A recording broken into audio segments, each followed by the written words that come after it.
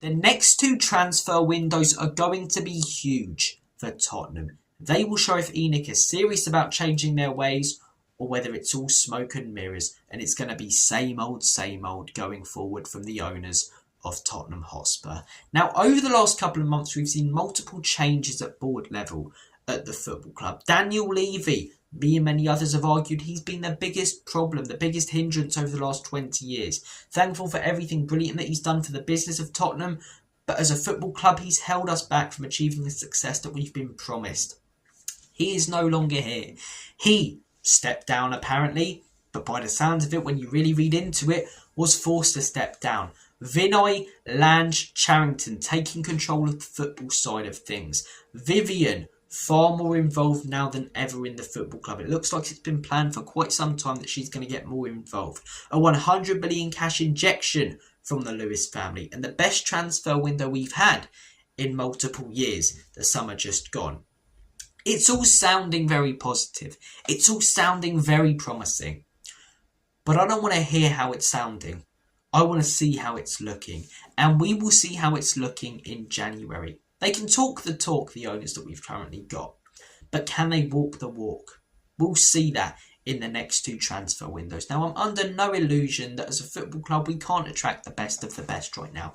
But what we can do is try and make a statement signing. And if it fails, we can go again in the summer. A perfect example of that is Antoine Semenyo. 100 million cash injection. I don't want to hit any of that sell to buy nonsense. You go out there in January, you bid 70 million for Antoine Semenyo. If they want 80 million, you bid 80 million. Now, if we do that, I think it will be rejected. But you let Bournemouth know that you're interested. And then, over the next few months, Bournemouth thinking, let's try and up that price a little bit. And let's find a replacement so we can sell Semenyo for a great price. Buy someone for half that price who's just as good of a footballer. And then Bournemouth can think they've won at business. We've got the money to invest in a quality player like that who massively improves us. We set the move up in January. If we get it over the line in January, brilliant. But we set it up for the summer. And that will be a huge statement for me if Spurs go out there in January and attempt to bid that kind of money for players. Ademola Lookman, the same.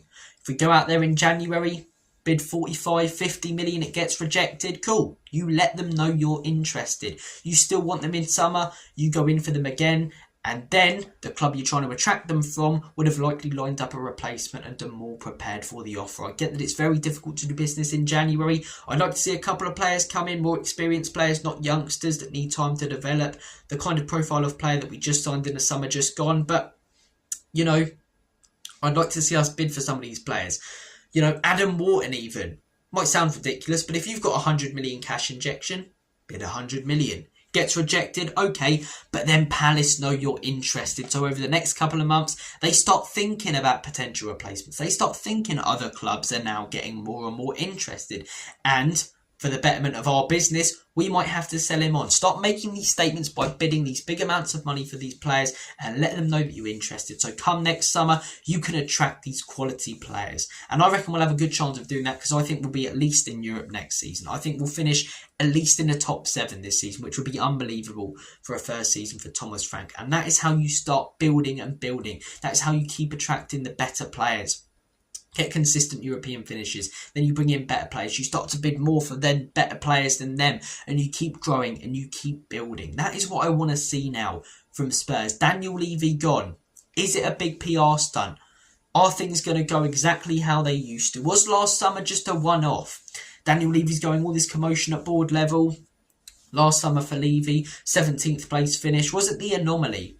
Or will it become what we're used to in the future? Because last summer we didn't do what we have done under Daniel Levy most of the time.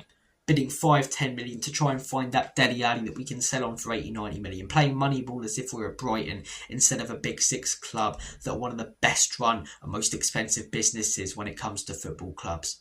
No, we actually went for experience quality. We went for players who can come into the first team and make a difference now. Not potentially in 5 years that we can sell on in the future. We looked at last summer more as football fans. We looked at last summer as people running a football club and not a football business, if that makes sense. We looked at bringing in players that can benefit us right now instead of players that can benefit us in the future. And I was a big fan of that. But we will see come these next two transfer windows, whether that was the anomaly, whether that was the unbelievable transfer window that we'll talk about in 15 years and we don't have one since, or are things going to be more like last summer? They're sounding like they will be. Only time will tell, though. I think a fair few Spurs fans are sceptical, some are very confident. Only time will tell. We won't know anything now about how this board are going to operate in the transfer window until the transfer window opens in January. If we have a strong January transfer window, bring in a couple of players, try and set up a couple of signings for the summer, and then get those signings in the summer, then I'll start to be very positive. Because then that will be 3 transfer windows in a row where we've been ambitious, where we've had a different strategy, a different profile of player that we're going for. And that is when I start to believe in all of these buzzwords that are thrown around. That is when I start to believe in a project, a plan. We hear it a lot, you know. When Conte joined the club, it's a project. Project for what? What's the end goal? What are we trying to build here? It felt the whole time under Enoch and Levy, the end goal has been sustainability. Now that Levy's gone, will the end goal for Enoch, with Vivian, with Vinai, with Charrington be success instead of stability? Or success and stability? You risk stability by going for success, and then if you achieve success, you get the stability naturally. Only time will tell. Guys, I'm going to make like a banana and split. Take care of yourselves, all the best, and as always and forever, come on, you Spurs.